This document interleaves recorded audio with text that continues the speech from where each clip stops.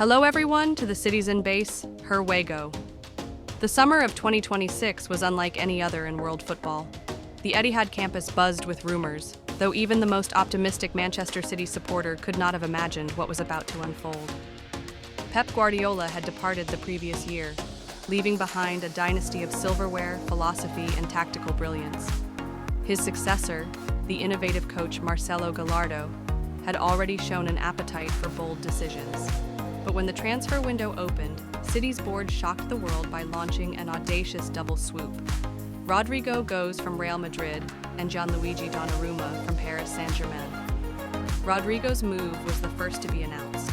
At only 25 years old, he had already become one of Real Madrid's most reliable forwards, a man who delivered on the biggest Champions League nights. But within the shadow of Vinicius Jr. and the rising star Endrick, Rodrygo felt his spotlight dimming. Manchester City offered him something Madrid could not, the promise of being the centerpiece in a new attacking era, a forward free to cut inside, weave through defenders, and thrive alongside Erling Haaland. His unveiling at the Etihad drew tens of thousands of fans, and City's social media channels nearly crashed under the weight of global attention. A week later came the second bombshell.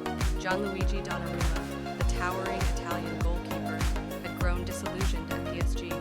The revolving door of managers, the weight of Champions League failures, and a strained relationship with fans had left him seeking a fresh challenge. City, who wanted to future-proof their goalkeeping department after Ederson's injuries, offered him not only a long-term project, but also the chance to write history in England. Donnarumma's arrival symbolized ambition, not just to maintain dominance, but to evolve into an unbreakable dynasty. The story of their first season together felt like a novel. Rodrygo, in his debut match against Liverpool, danced past Virgil van Dijk with a flash of samba flair before curling the ball into the top corner. Commentators screamed his name as if it were destined to echo through English football forever. Haaland ran to him, embracing him with the joy of a striker who knew he had just found his perfect partner.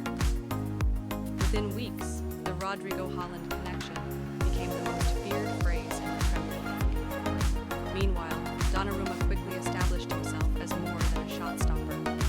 His calm distribution at the back gave Gallardo's side a new layer of control. Against Arsenal, he denied Bukayo Saka with a fingertip save so extraordinary that even rival fans stood in applause.